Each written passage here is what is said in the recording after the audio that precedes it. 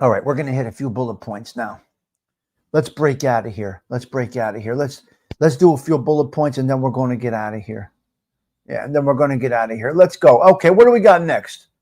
A rich guy walked into the neighborhood. He bowed his head. The brothel, the prosecutor, the thieves. What else do I got? Our culture, it's filtering out. Rod Stewart, the moocher tax, one bookshelf, football just started. Christopher Toro, the estimate on a construction job, the Loanshark in Brooklyn, pardon denied. Things grow on you. Parental controls for gaming. 3 killed in New York City. Here we go. We got things to talk about. Now we kick it up with the bullet points. Yeah, what? Grab that coffee. The bullet points are starting right now. It's the Tommy Stig Show in 3, 2, 1.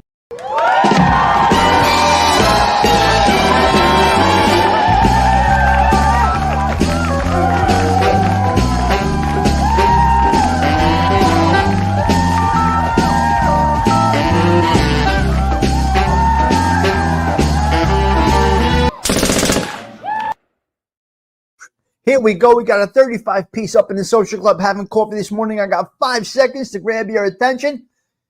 I think we do this every day. This is the bullet points where we take some current events. We run right down the line. We don't stay on it. We don't have big conversations about it. We just put it out there, gets your brain going. And here we are. Okay. A rich guy walked into the neighborhood, a neighborhood guy who made it out of here and is very, very wealthy. We're not going to talk about who he is, where he's from, what he does. We had a little meeting the other day. Okay? We had a little bit of a meeting. Came into the apartment. This, that, the other thing. Looked around. Said, this is interesting. This is interesting because now his bathroom is the size of my apartment, this rich individual, right? And then he sees the tablecloth. He sees the window air conditioning units. Right? All these things that us, so to speak, poor folks have. Window units. Just the plastic on the table. The plastic tablecloth that I have for the table.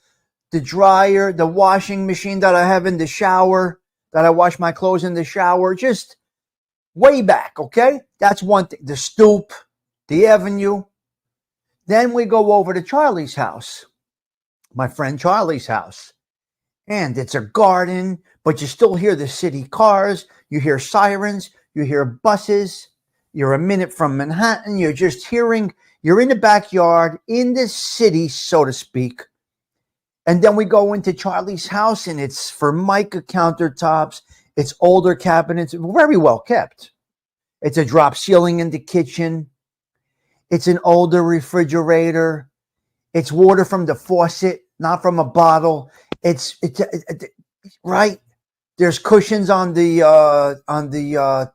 chairs for the kitchen table. There's a window air conditioning. There's a radiator in the house, okay, for the heat. So the guy we were speaking with, we saw his face off a little bit, and we're saying, "What the fuck? You look a little what?" He put his head down like this. He said, we know he's doing well. He says, all this wealth all of this that I'm doing, my big house, my cars, my 3-car garage. He said, I feel like I'm home. I don't feel home with all that I have. Yes, I got a car that I could drive on Sundays only, right? This is the explanation. And he's saying, well, this is it. The little TV in the kitchen, the newspaper, the plastic on the kitchen table, the Formica cabinets, but everything's clean.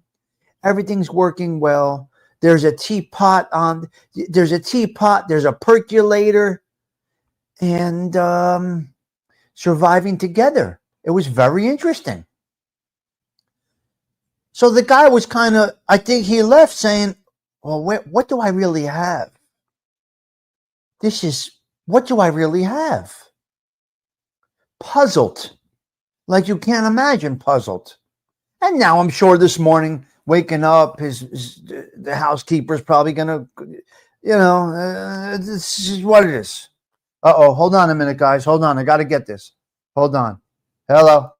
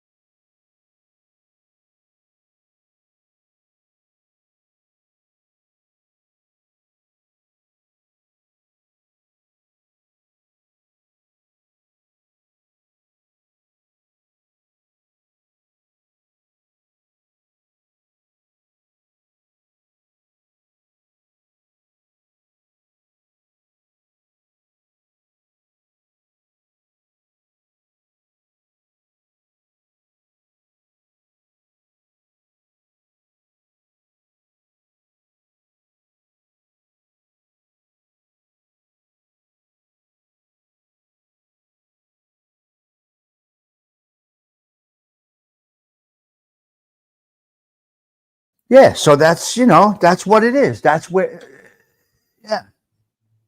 Yep.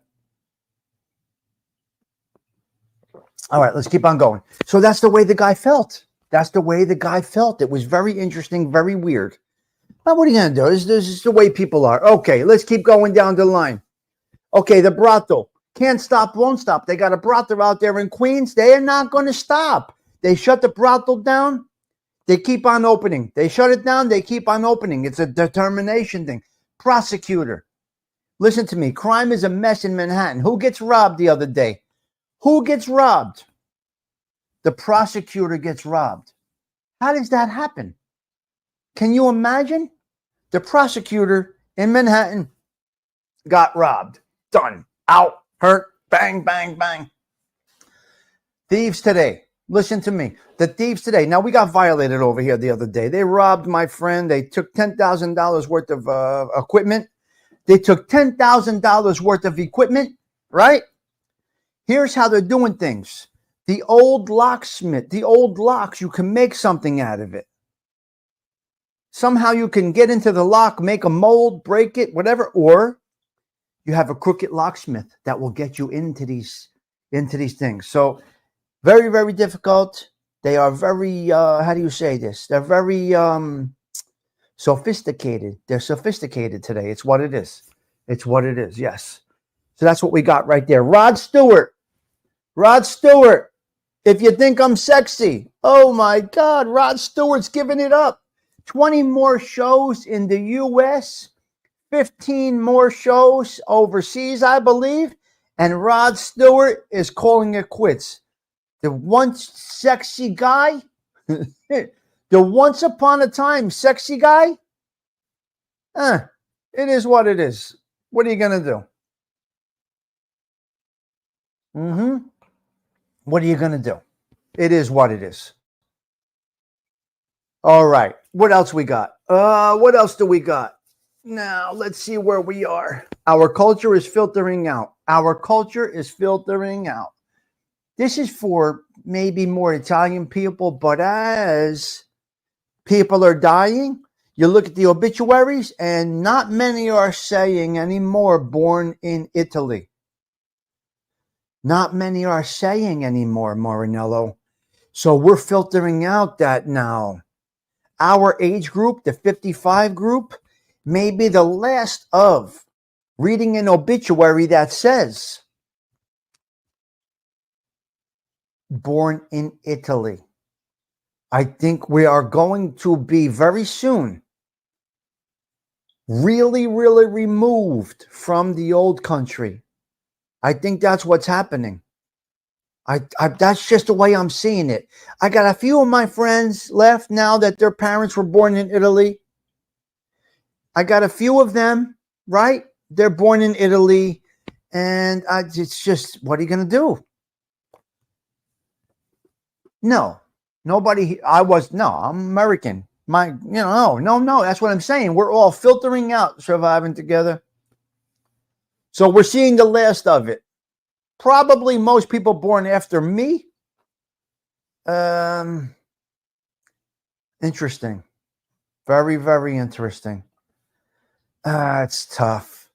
So our culture is getting filtered out.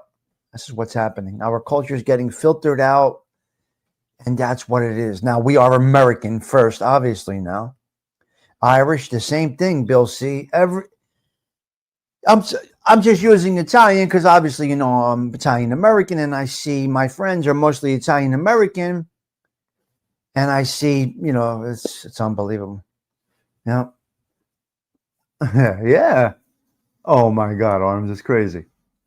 So so that's what you got there. Okay, moocher tax. So what they're calling now the congestion pricing out there is a moocher tax. Oh my God. They keep going back and forth with this tax, this congestion pricing. How long have we been talking about this thing, Cheech? How long? How long have we been talking about this? A long time. So now they're calling it the moocher tax. All right, they're calling it the moocher tax. One bookshelf was found in a house. So people had to evacuate because of these wildfires out there. I don't know if this was in Jersey or where this was. But people got evacuated because of the fires coming in. Their house burned down. They're in their 80s. They left everything that they ever made in that house. They had to evacuate. The house was burned down. Check this out, Delilah. Check this out, Arms. Surviving together. Listen to this, Cheech. It's incredible. They go back to the house. After the house is burnt down, one bookshelf was standing. One bookshelf was standing, Cheech. What was in that bookshelf? I'm talking debris everywhere. Everything was burnt down. One bookshelf. Their wedding album from 61 years ago was not even touched. Not even touched. That whole bookshelf, whatever was on there, stayed well. Now that is some shit right there. They're in their 80s. So their wedding album, they were opening the wedding. It was a beautiful thing to see. They showed it, and they showed the whole mess of a scene. A mess everywhere. And it was so beautiful to see. It was so nice. You see, there's nice stories out there, guys. Everybody, many people are consumed with horrible news. The news sucks, right? Then you get these little nice stories of good news. So this couple, in their 80s, they look relatively healthy, and their bookshelf was saved. Beautiful stuff. Hello, Cessa. Good morning to you. Where is Toro? Toro, are you here? Christopher Toro. Primo, my man. Primo, Toro, with that suit you had on the other day. I saw a picture of Christopher Toro. Mod on. Beautiful. Toro had a nice suit on. 3-piece suit, looking good. Looking sharp. God bless you, Toro. You look really nice when you... Yeah, he looked nice. We need a good news channel, right, Zelda? Toro looked dressed to the nines like a champ. Dress like I dress is the way he was saying it. Cessa, that's the way. Sven, this is the way I saw it, Zelda Z. Stephen Marinello. When I saw the picture of Toro, I said, man, looking sharp. Schnazzy, baby, schnazzy. All right, the estimate. So wait a minute. People are getting construction estimates now, right? Somebody comes to the house. They give you an estimate, building a deck, putting a door in, new windows, I don't know, see no evil, all kinds of things. What do you think? See no evil. They come to the house, they give you an estimate. The estimate is, okay, never mind. Or forget about it. That's the estimate. That's how out of range these estimates are. People are like, okay, never mind. That's where do-it-yourself is coming in. Listen, if you got a project to do, something to fix, try your best to do it yourself. Take your time. Now, if it's something that's an emergency, like a roof, something is leaking, something is not safe, that's a different story. You're at the mercy of the individual. But everything else, take your time. Try to do it. Ask people. So when the estimate turns into okay, never mind. Because listen to me. Sometimes the husband, the man, the wife, the girlfriend, the boyfriend, whatever, they're home. They are home. Right? They are home. The estimate comes in. The spouse comes in at night. How'd the estimate go? What's the price? Okay, never mind. That's the estimate. Okay, forget about it. That's the estimate. That's what happens, right? What are you going to do? Rain is on the way, ladies and gentlemen. Rain is on the way. We're going to get a soaker tomorrow night, which is very nice. I haven't turned my windshield wipers on and forget about it. So we got rain on the way. The Loanshark priest in Brooklyn. What the hell's going on?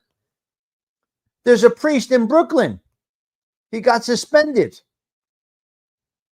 Loaning money to the former mayor or something like that. Anyway, this priest in Brooklyn is like a loan shark.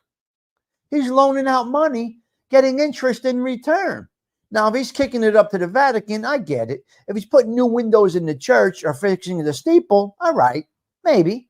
But no, this guy's living life. So he's suspended. The priest in Brooklyn got suspended for being a loan shark, basically.